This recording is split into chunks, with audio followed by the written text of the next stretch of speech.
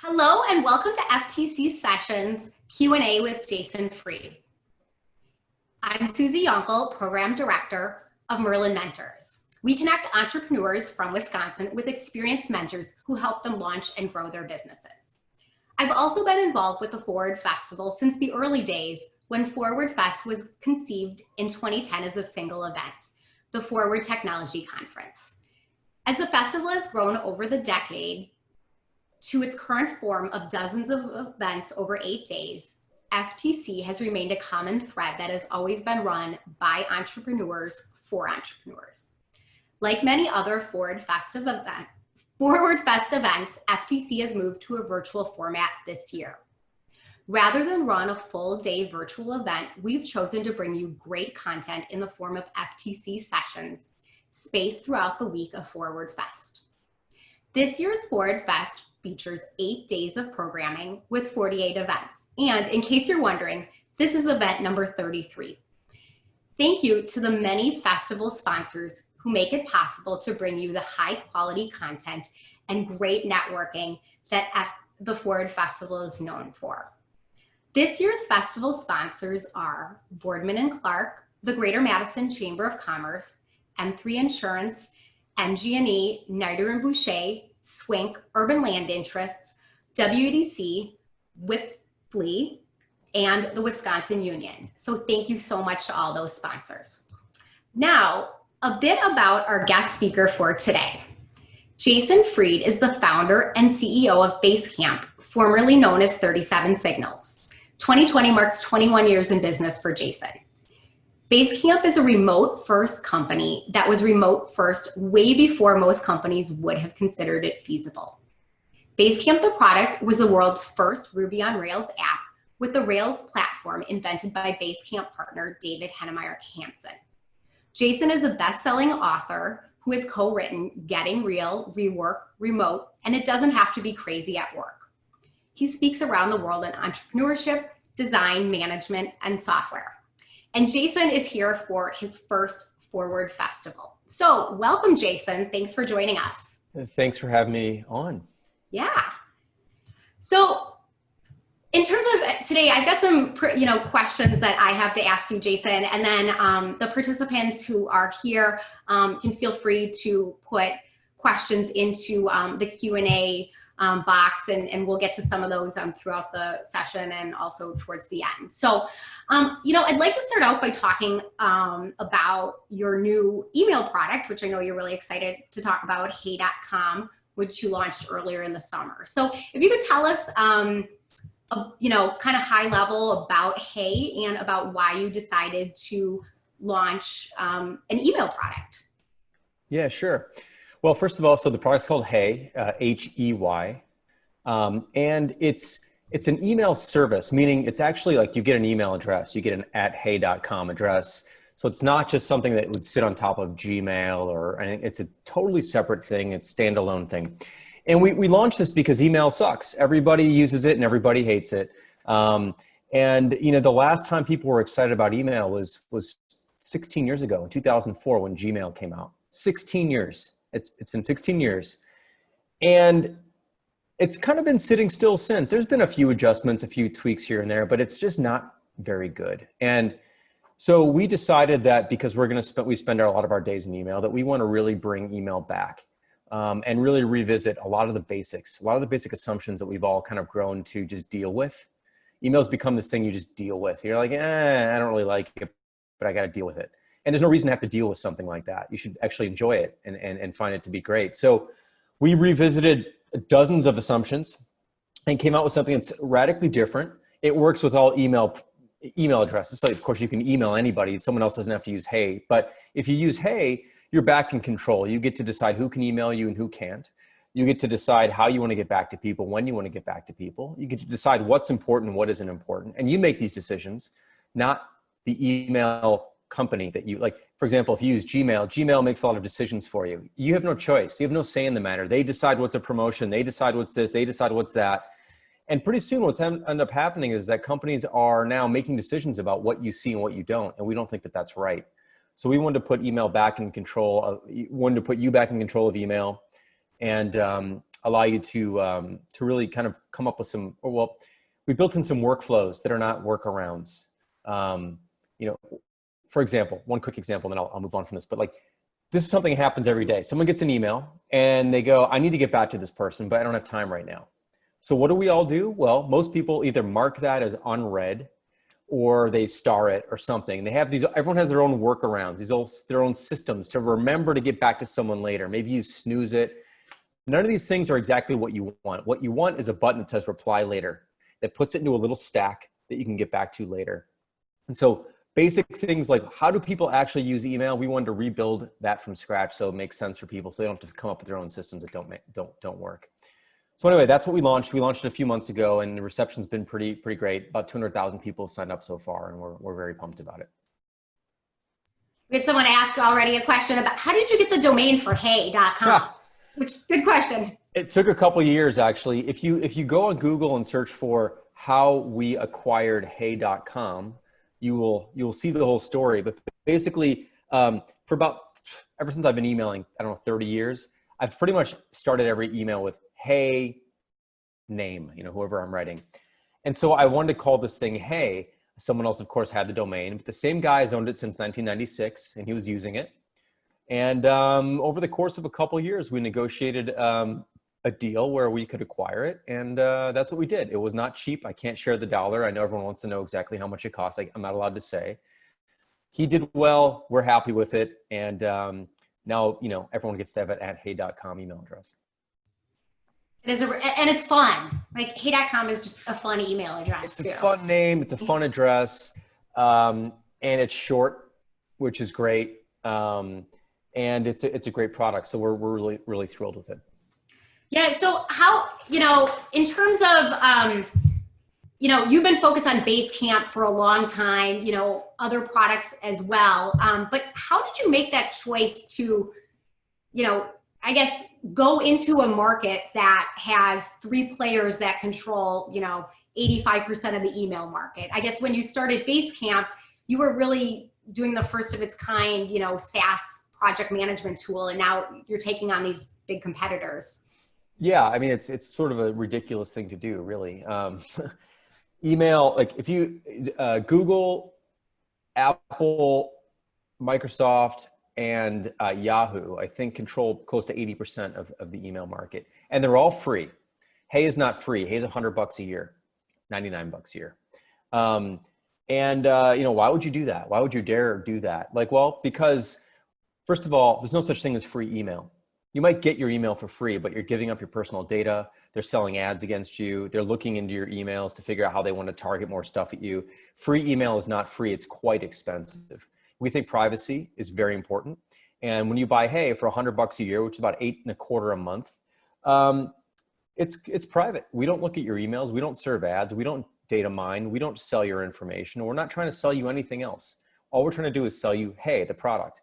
And so we think that there's a big market out there for people who want to take control of their email again and don't want to give it up to big tech and don't want to be sold and don't want to be data mined and don't want to be basically used as a pawn. So there's an opportunity. It's not going to be, we're not going to have millions and millions and millions or billions of people using like Gmail, for example, has 1.5 billion accounts, I believe. We're not going to get there. We don't want to get there. If we can get 100,000, 200,000 people who really care about email, and a lot of people do, that's a great product. But why we did it was because, you know, or why we decided to do this, how we did it was we didn't just dive into it. We spent the last couple of years thinking it through and then slowly exploring the ideas before we became confident enough about a little bit over a year ago to really finally dive in. So we'll typically explore something for a while and see if it feels right. We're using it internally and see how it feels. And do we think there's something there? And then eventually we did. And so then the whole company poured in on it and worked on it. That's how we do things. So what we don't want to do is we don't want to put our company at risk. We want to take a risk, but we don't want to put the company at risk. Meaning we don't want to spend 3 or 4 or 5 years on something. If it doesn't work out, we're in deep trouble. But we can put a year into something like all in, if we strongly believe that there's something there, and that's what we did with Hey. And Jason, a little bit, if you could talk a little bit about email switching costs, because, I had asked you about this a little bit when we were chatting last week, and your answer kind of surprised me. So talk about, how you sort of frame that switching for people who don't always like switching. I use the example of, a lot of people have banks that they really don't like, and they're not even willing to switch to a different bank. And yet, how do you get them to switch to an email, which has, possibly, 10 years or more of all the messages they've sent? For sure. First off, it's actually quite easy. The first thing you do is you just forward your email. Like, for example, let's say use Gmail. Gmail is a feature which lets you forward every email that comes into Gmail somewhere else. So you don't have to tell everybody your new email address. You can still have people email you at abc@gmail.com or whatever and have that automatically forwarded to your Hey address. So one of the daunting things is like, how am I going to tell everybody my new address? And the answer is you don't have to. Over time, people will figure out your new address, but they can still email you at Gmail for years and years and years, and it'll just get forwarded to Hey. So that's the first thing that's like, that's not as big of a deal as it seems. What's a bigger deal for a lot of people is, what do you do with your 10 years or 20 years? In this case, let's say Gmail's 16 years of email history. Well, we don't allow you to import that into Hey intentionally. Fresh breaks, clean starts are rare in life. And there's no better place to do that than email, to be honest with you. Like, your email account is full of 10 years of stuff you'll never, ever look at again. There might be a dozen or so or 100 emails that really matter to you over a decade. Most stuff is just gone. You just never look at it again. It's like literally less than 0.1% of your emails would you ever need to access again. So this idea of having to lug around your history for the rest of your life is kind of a notion that people feel like they need to do that, but you really don't need to do that.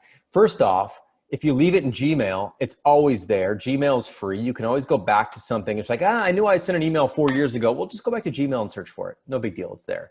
Or you can export your email from Gmail and keep it on your local computer and be able to get to it that way. We just don't let you bring 10 years of junk into Hey, because that's not what Hey is about. Hey is about starting over, gaining control of your email moving forward. And you don't gain control by bringing with you a bunch of stuff you're never going to look at again, that clutters everything, that slows everything down, that's just a mass of stuff you don't need. So yes, for example, I've been using Hey for about a year now. I've had to go back to Gmail half a dozen times, and I have to go there to find something old. I find it and I come back. No big deal. Like, it's not a huge deal. The other thing I've done is, whenever I've needed something, I've gone to Gmail. I've just simply forwarded that into my Hey account. So now I also have that forever. If I need to get back to it, it's now in my Hey account. So you can selectively bring things over that way when you need to, but most of it is just garbage. And one more question about Hey. Dave asked a question. He said, how much input did the whole Basecamp team have about that decision to whether or not to launch Hey? Not a lot. When we get to product level decisions, like, are we going to do a product or not? That's up to me and my business partner, David. We own the company and we make those high level decisions because those are strategic in nature. There's a lot of things you need to know about the business to make those decisions and the whole thing. That said, the building of Hey, a lot of people have a lot of input into that. So we generally set the direction, and every 6 weeks we decide what to do next. But around the big picture, there's a lot of little details and a lot of ideas that have to bubble up from a bunch of different people who are doing the actual work. So we set the trend, we set the direction, and then people work on implementing these ideas the way they see fit, and we go back and forth and do a lot of adjustments and tweaks. So the actual product building is very collaborative in that sense, but the decision to do something like that is an executive decision, and there's only two executives really at the company. There's me, the CEO, and then David, the CTO, and those are the only C basic people at the company. So we make those calls. Got it. Okay, yep. Thanks. Yep. So let's move on to talking a bit about the Apple dispute and developer rights and in-app purchases. So we've all been hearing a lot about this in the past week with Apple removing Epic's Fortnite from the App Store after Epic introduced a feature to bypass the in-app payment system. So you were actually already, involved in a similar situation back in June with Hey.com, and I know your CTO David was talking about Apple acting like gangsters. I saw in the news. So what's your take on this current dispute, and how do you see things unfolding with this? Well, we have the same problem that Epic does, as do hundreds or thousands of other developers who just are afraid to speak up against Apple, which is that Apple gives companies zero choice when it comes to how you want to interact with your customers, how you want to charge your customers, how you want to price your products. Apple takes 30%. If you want to sell a product in the App Store, they want 30%, regardless of whether or not you already charge credit card. Like, we can charge our customers already. That's our business. We charge customers already through our own centralized billing system. We pay 1.8%, between 1.8 or 2.3% to charge credit cards. That's all we need. But if you want to sell through Apple, they want 30%, which is a shakedown. Frankly, it's a complete shakedown. And I'm okay with that being an option. I'm not okay with it being the only option. And so long story short is we put Hey in the App Store. They approved the first version, then they denied future versions because we're not paying them 30% of our revenues, which we said we're never going to do. We got into a very public dispute with them about this. Eventually, we both came to an agreement. Essentially, we still don't pay them 30% of our revenues, so we're happy with that. We had to build a slightly free version of Hey into the product, so they're happy with that, and we're okay. But the fundamental issue here is choice. And what Epic's upset about is what we're upset about, and thousands of developers are upset about, is that you don't get any choice if you want to be in Apple's platform. And this is just patently unfair. It's monopolistic. And I don't know what's going to change and when it's going to change, but it's got to change at some point. So Epic, of course, filed a lawsuit, which is one way to do it. We're not party to that lawsuit or anything, but we support the fundamental underlying premise that Apple needs to open this stuff up. So here's what we'd like to see Apple do. I'd be happy to sell products through the Apple App Store, but I want to bring my own payment processor.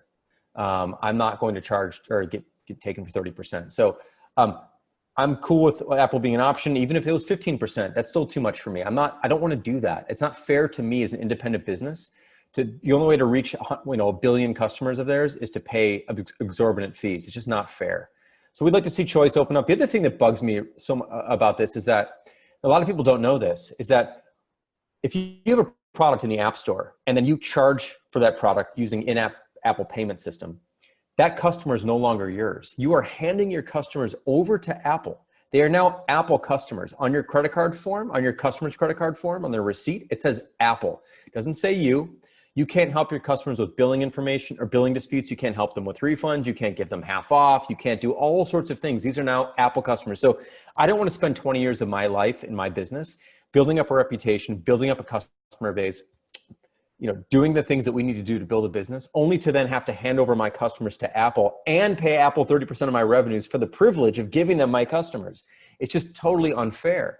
I understand why some companies would want to do this. Let's say you're brand new and you have no distribution, you have no billing system, you have no way of doing any of these things. You can't reach you don't have any customers, so you can't reach them. It might make sense to say, you know what, I'm willing to pay Apple 30% for the publicity, for the distribution, for the exposure, for the transactional side of it. But I'm not, because I've got a different business and Epic has a different business. There's a lot of different businesses out there, and a lot of these things don't fit for a lot of different businesses. So I'd love to see Apple change. I'm glad, hopefully there's antitrust stuff going on. So the government's going to push, Epic's lawsuit's going to push, the court of public opinion is going to push. And I hope at some point, and it doesn't look like it's anytime soon, but Apple will start to give people choice. So let's talk about the public opinion for a moment, because I personally do not have, a business that has an app in the App Store, but I certainly, purchase through the App Store. What can I do to support companies like you? And, I'll back up for a moment, because this came kind of the forefront in my mind a couple of days ago, because I saw a LinkedIn post from a local entrepreneur here in Madison, calling this out and saying that Apple was making more on his product than he was. And I thought, like, what can I do as an individual to, not have that be the case for the local businesses that I support? So yeah, any thoughts about that? Yeah, it's a great question. And unfortunately, there's not a lot you can do because Apple forces you to pay for products through their app store. You can't even like pay companies around. I mean, you could like for example, if you want to sign up for Hey, we don't sell Hey through the app store. So you go to hey.com and you sign up and you pay us. And then you can download the Hey app and use Hey through the app. And Apple doesn't get any money from that. But not every company can do that. So I think the biggest thing is just to speak up and share the news and share, your disappointment with Apple's shakedown of small businesses and make noise that way, because I think a lot of people just don't even think about it. They don't recognize the impact this is having. And very, very few people are able to make a living through selling apps in the App Store. Apple loves to talk about how they've distributed billions of dollars to developers. It's a handful of developers, really. There's very few people that actually can make a living selling apps through the App Store because of 30% coming right off the top. I mean, how many businesses just have 30% of margin just sitting around they can give to Apple? And Apple's $1 trillion business and they want your 30% of your margin of your tiny small business. It's just so insulting. So yeah, you can't do a lot because if you want to buy something and the only way that buys through the App Store, you're going to be paying Apple 30%. Nothing you can do about that. But I think sharing news, speaking up, speaking out, informing your friends, letting them know that this is an issue too, and writing things up and retweeting things and just kind of, again, reaching the audience that you have, everyone else has, is the only thing we can do right now. And also, I suppose, I should say there are other things you can do. You can, write your representatives in Congress. There's active antitrust hearings going on, or the hearings kind of just happened and now they're investigating some more. So you can have some influence there, but I think we all kind of feel like that's probably like calling your senator or your congressperson is probably not going to do anything, but you never know. It might. And so I would encourage people to do that as well. Okay, well, thanks for your thoughts on that, Jason. Yeah. And I didn't know I really didn't know much about this until the last few weeks. So that awareness. It's shocking. It's shocking, like how aggressive Apple is here. And by the way, Google has the same rules, so Google's Play Store has the same rules, except Google lets companies distribute software directly to customers. It's basically called sideloading is permitted. So Apple doesn't allow you, for example, I cannot give you the Hey app or the Basecamp app on iOS unless I put it in the Apple App Store. There's no other way for me to give you that. On Google, you can distribute software outside of the Google Play Store. So Google at least has begun to give they've always given some companies some choice here. So that's good, but they also do charge 30%, which is nasty as well. So it's just that kind of the industry is doing the same thing. And this is kind of what happens when there's no competition. They can just charge whatever they want. Okay, so Jason, let's switch gears a little bit and talk about productivity. And I have to say that's, I've read 3 of your books and love that topic of productivity. And, you have a very common sense approach to it. Your books are very digestible, easy to read. So for those of you on the Zoom today, if you have not checked out Jason's books, I highly encourage. They're easy to read. They're also lots of actionable, useful information, and they're really fun to read as well. So thanks for that, Jason. Sure. But on the topic of productivity, I work with a lot of people who are starting businesses, many of them launching businesses for the first time. They're brimming with ideas, with enthusiasm. And one of the things that many of them struggle with is focus. So how to channel their limited time and energy and figure out what to work on. So, if you could talk a bit about that, how you make those choices, if you have rules that you follow, but how you stay focused.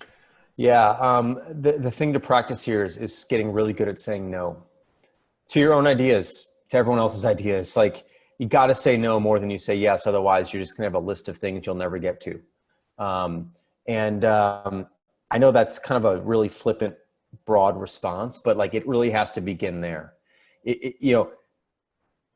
There's essentially no time to do anything anyway. Like, you have such little time really to do anything that list that you choose to work on has to be so short if you want to get to any of those things, and give them like your all. Because if you're an entrepreneur and you want to build a product or build a business, like, you've got to figure out what's the absolute core, the smallest possible core of that thing that matters, and go all in on that. There's so many things you are also going to want to do. Like with Hey, there's hundreds of ideas I have for Hey that we didn't get to, we may never get to. But you've got to start somewhere, and you've got to start at the most important collection of things. And that's got to be 1 or 2 or 3 things to start with. You can't have your list of 60 things. Like, you're just never going to get to them. And even if you get to them, you're going to half-ass half of them because you're not going to have enough time. So it's really about being a ruthless editor, and cutting things back smaller. You think about like a band that records an album. An album might have, I know we're talking about albums, which like don't exist anymore, but like, 12 tracks or something like that, 13 tracks. Like, they probably recorded 50 songs, but they had to pick 10 to 12. Or if you think about a single, like they had to pick one. They probably wrote a bunch of things. They had to pick one of them that they think is going to be the hit. That's how you have to think about building companies and building products, is like, you've got to pare this down and narrow this down to just a few things and do the best you can on those things. And you even think about an album, like there's typically like 3 good songs out of 12 on that album. Like, it's hard to do anything well. So you really just got to narrow it down. So what we tend to do is we tend to think about not like what's worth doing, but what matters most. Because we get customer requests all the time. Like, what about this feature? What about that feature? And my answer is like, that's a great idea. Like, totally great idea. But you've got to think about like what matters most in terms of what's going to affect the most people, what's going to have the largest impact, what's the best fit for what you're trying to solve. Like, what are the real struggles people have? How novel can you be in your approach? How differentiated can you be? This is another thing I think companies get wrong a lot, is they launch a new business or a new product and they're just trying to match their competition. And then they'll try to do like 10% more stuff. That's just not going to cut it. You've got to differentiate.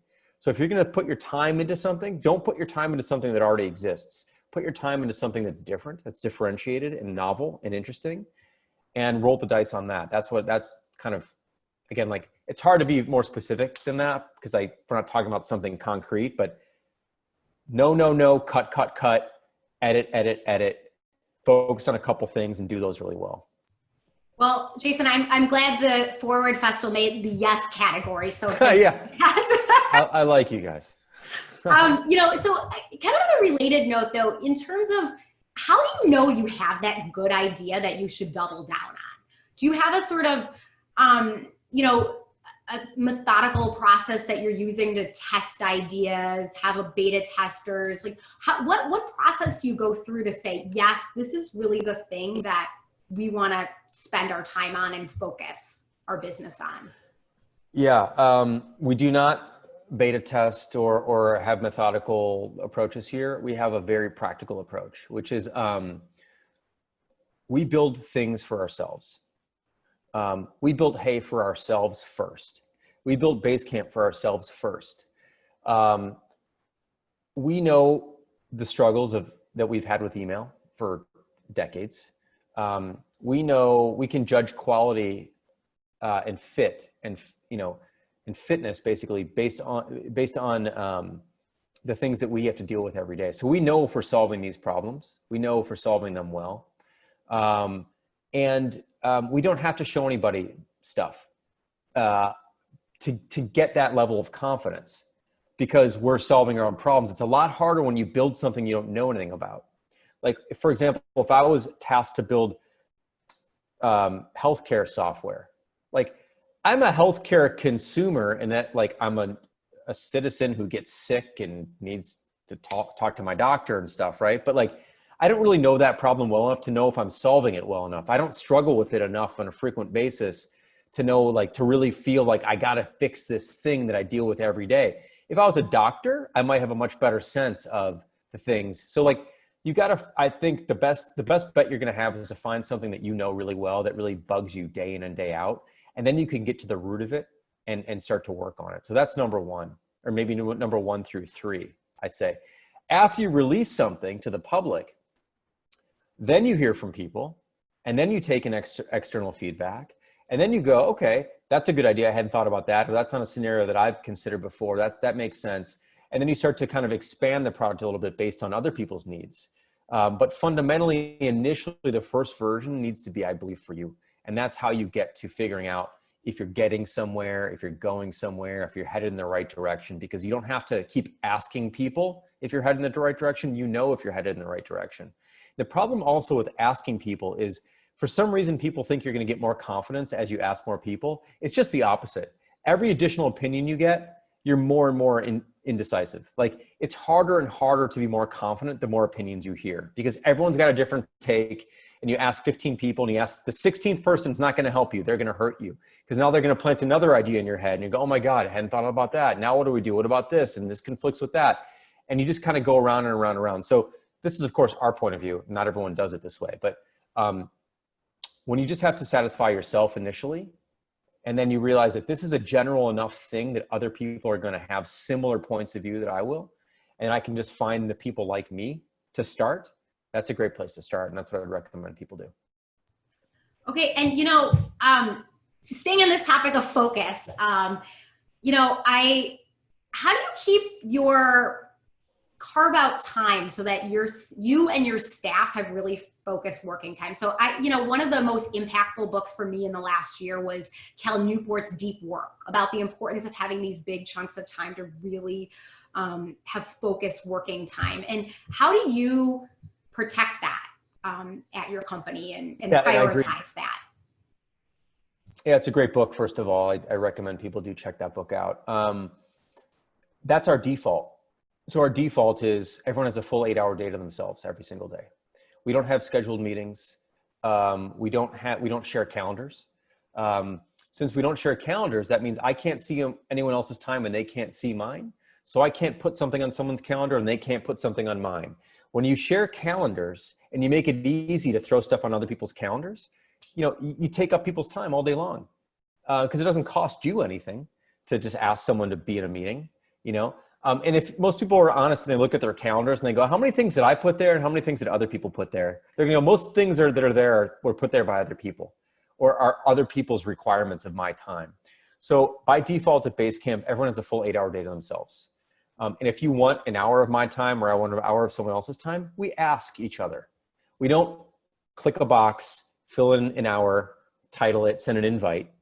We actually have to ask each other. So like, hey, Kristen. Hey, Kristen runs our customer service team. Hey, Kristen, are you free Thursday at 3? I want to catch up with you about something for about a half hour. She can go, yeah, or no, I'm busy. How about Friday morning at 11? And you go, okay, that works for me. And then it's a conversation. And some people might go, well, that's super inefficient. And it's like, well, it's not. It's first of all, it's supposed to be inefficient because taking time from people should be hard, not easy. And second of all, when you don't have to do it that often, because we're not like scheduling 10 meetings a day, it's actually a really quite nice thing to do, is to have a little conversation about time. It just shows what's valuable. So we avoid schedules, we avoid meetings. Meetings are the last resort. There's nothing that's automatic on our schedules, like every Monday or every Friday or every day.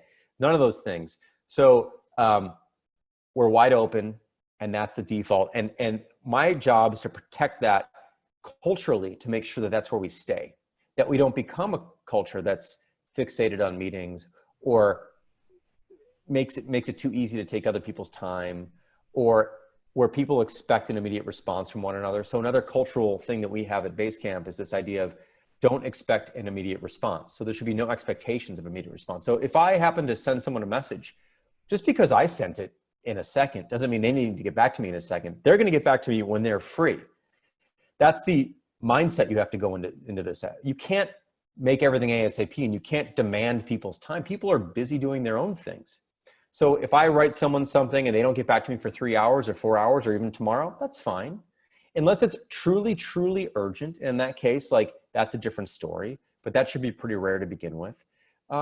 People end up having enough time to themselves and they can manage their own days themselves. And I think that's the way to do this versus, like, I know I've seen some companies that have, like, on their calendars, people carve out 3 hours. Like, to me, that's just treating the symptom. It's not fixing the cause.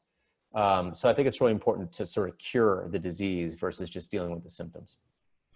And Jason, both of us have youngish children at home right now. Yes. And obviously a lot of things have gotten upended in the last few months with work from home and children not being in school. You had a very specific, I would say flexible process, it sounds like, for your employees, and the way you respect them and the way they work. Like, how has your process, I guess, your culture transitioned to this, new era of work from home with kids? Yeah. For all. Yeah, it's funny because like we've been working from home like forever. This is not working from home though. So for people who are talking about like working from home sucks or whatever, if they don't like, hey, this is pandemic working, which is very different, especially if you have young kids. And even if you don't, maybe you have elderly parents and you're worried about like whatever it is. We all have new demands on our time right now. Plus the just level 4 of anxiety of like, am I going to die if I go to the grocery store? I mean, like there's a lot of, people are nervous right now. There's a lot of anxiety out there. It's very hard, and especially this school year is coming up, right? I mean, I don't know what Madison's doing, but in Chicago, it's just not.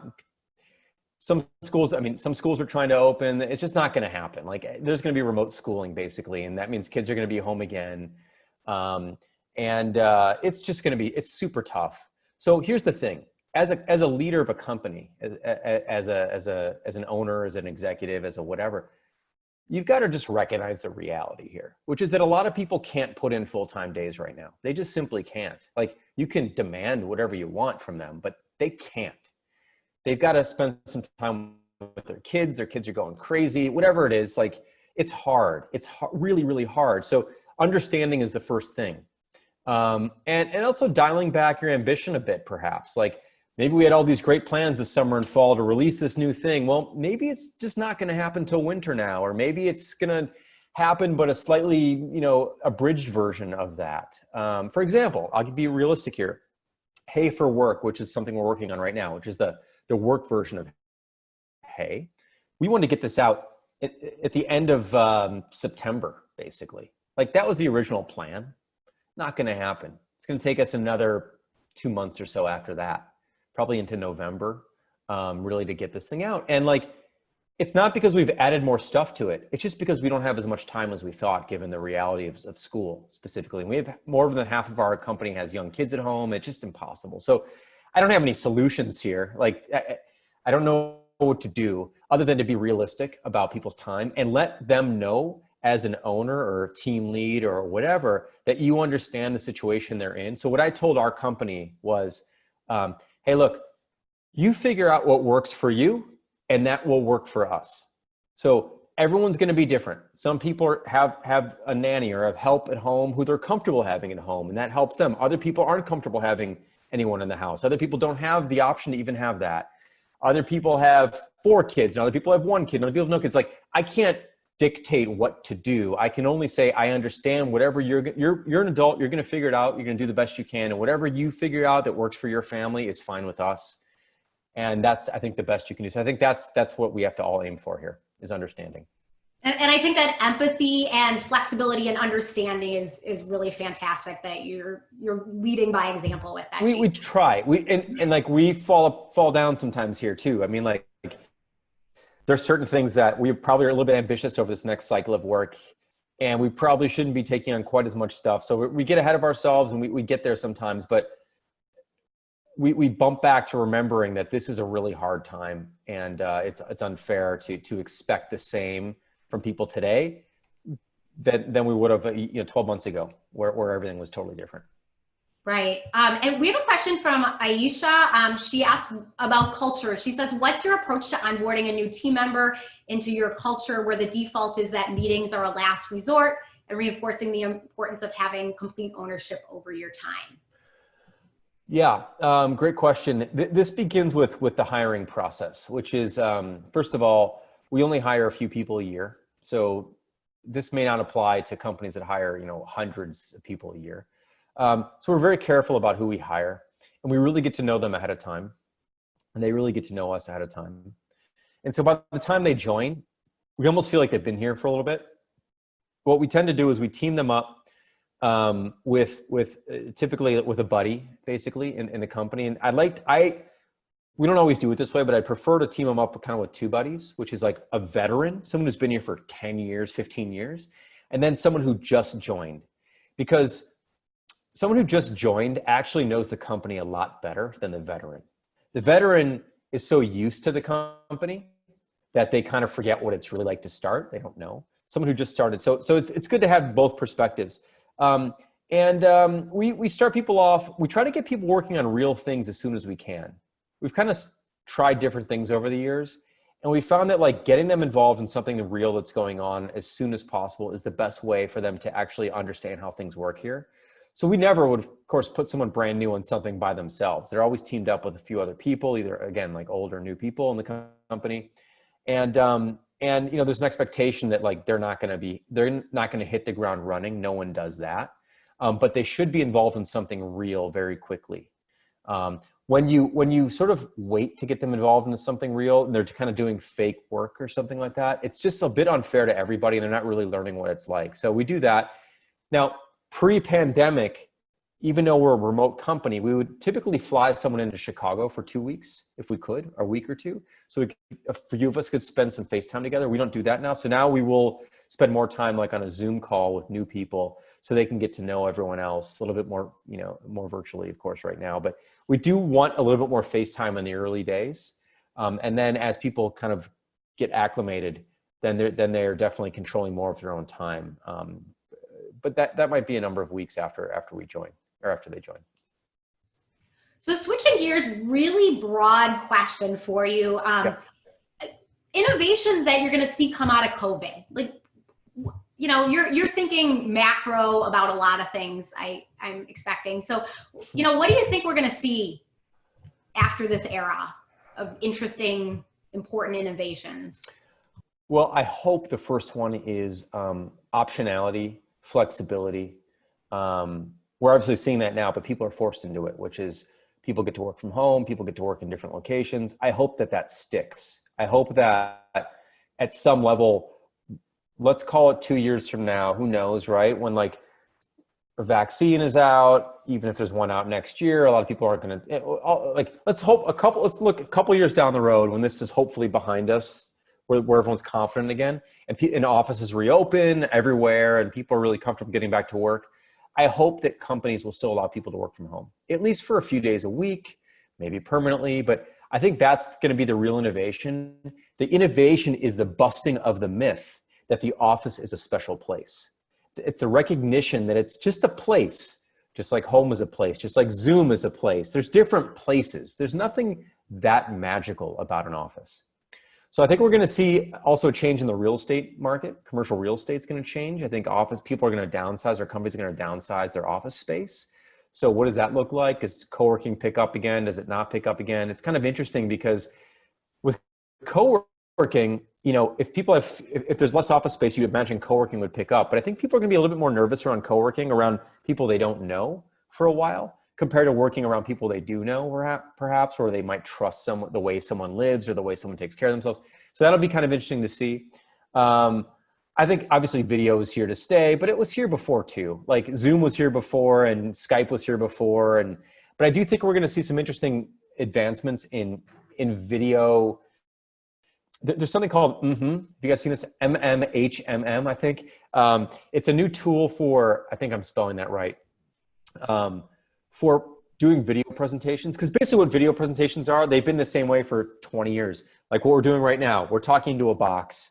I have no tools at my disposal really to do anything. I can share my screen, but that's kind of the limit. That's where it's sort of been for a while. So I think we're going to see some really interesting innovation there. And I think MMHMM is what it's called, is actually going to lead the charge. They're doing some really, this is a new product that's coming out soon. It's in beta now. You can check it out. I think very interesting stuff there. It's a much harder thing to say than hey.com. I know. I don't know about that I actually kind of like the name, but it's hard to talk about. It is. But it's interesting. And I think that's going to be cool. But I think the biggest thing is just companies recognizing that people can be productive anywhere. And that there's also like, it's harder in some ways, but easier in others. And that remote work is not just local work done remotely. It's a different method of communication. It's a different way of working. It's a more asynchronous method versus real time. And I think people are going to see the true value of asynchronous communication, which I believe to be a much higher level of communication actually than real time. Real time is very convenient. You can bug people, you can talk about things really fast. And in some cases it's very useful. But in many cases, I think it's better to think something through, to write it up and let people think their response through and get back to you on their schedule. It's a very healthy way to work. So hopefully we're going to be seeing more and more of that down the road. But I think beyond that, it's hard to predict anything because everything changes so quickly these days. But those are the big macro things I think that we're going to see change. Great. Well, thanks for sharing that. Okay. We're almost out of time here. So I have a few really quick questions. These are like 1 or 2 word answers. So first off, any more books in your future? Well, we just wrote a new book called Shape Up, which a lot of people don't know about. Okay. It's a self-published. Shape Up. There was a question about it and I wasn't quite sure what that was. So, okay. Yeah. So Shape Up. So if you go to basecamp.com/shapeup, SHAPEUP, you'll see a new book that we wrote recently. It's this very detailed book about our day-to-day methods of working on software products. This is how we build products. So this is not a general purpose business book like our other books. This is a very specific. Why I haven't come across it yet. Okay. Right. So it's not for everybody, but that's our most recent thing. As far as the next setup, we don't know. We don't have, the way we write books is we write books without knowing them. And what I mean by that is our books are usually a compilation of writings we've done over the past 5 years, which we then go, you know what, we've got a big collection of things we've written up. Let's put that into a book. So we don't sit down with an idea to write a book. We look back and go, what have we been writing about? And then we put, so since we just launched, it doesn't have to be crazy at work recently. We don't have anything new to share yet, but we'll see. I mean, I could see us maybe even doing a second edition of Remote at some point if there's enough new stuff to say, and there's some of the tool recommendations are outdated and some of those things, but I don't know, nothing on the horizon. And I reread Remote recently and it was written in 2014 and it's so relevant now with the exception of Zoom wasn't invented. So but yeah, other than the tools, it really is quite relevant. Yeah, I mean, the information's the same, but yeah, the tools are a little bit out of date, but it doesn't really matter. You can find your own replacement tools. Right. So final question for you. What is your favorite new app of 2020? Other than one of your own? Yeah, let me look at my phone really quick because it's been a while. So let me see, like, if I can just think about what's on my home screen here. Right. I always, the Wall Street Journal weekend, that magazine, sometimes they'll show a picture of a famous person's phone with on it. And I always like seeing that. So that was my inspiration for this. I'll tell you, one of my favorite products is actually a bit biased because he works for us. It's called Hello Weather. And it's a weather app. And, there's a million weather apps, but it's so well done. It's so well considered. And I open it probably more frequently than any other app on my phone other than Hey and Basecamp, and like Safari and messages and basic stuff like that. But like Hey or Hello Weather is probably one of my favorite apps. I would check that out if you're into the weather. Who isn't? That's great. And that's one of the apps I use the most as well. Oh, great. Yeah. It's not new of 2020. It's been around for a couple of years, but like, I'm just looking at my home screen. It's like, that's the one I'm always hitting basically. Another one, actually, I'll give you another one. If you don't mind. Go ahead. This is not new for this is not new for 2020, but it's called Endel, Endel. And it's this like ambient music generating app, which I've been using recently to kind of just get into some deep work focus thing. They actually have some like, now it just turned on, sorry. Some like deep work focused music. It's really kind of interesting and you can tweak it in some, it's not songs, it's like computer generated wavelengths. It's very calming and I've really begun to enjoy listening to that as I've been working or thinking or reading. I don't like silence when I'm reading. I like something, but I don't want to hear songs that I know because then I'm like thinking about the lyrics and I can't focus on the reading. So that's something I've really enjoyed.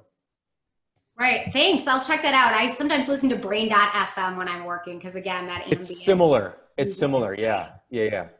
Well, okay, Jason, thank you so much for your time today. This flew by, but we really appreciate it and hope to see you back at Forward Fest again in the future when we can all be together in person. So thank you. And before we go, I'd like to make a quick announcement about the Forward Festival Startup Showcase, which will be starting shortly. So at 5 p.m. today, be sure to check out the virtual Forward Festival Startup Showcase. The event celebrates and showcases what's next in Madison's startup ecosystem. Started by Capital Entrepreneurs in 2013 as the original pitch event at the Forward Fest. It features startup pitches from some of Madison's emerging startup companies.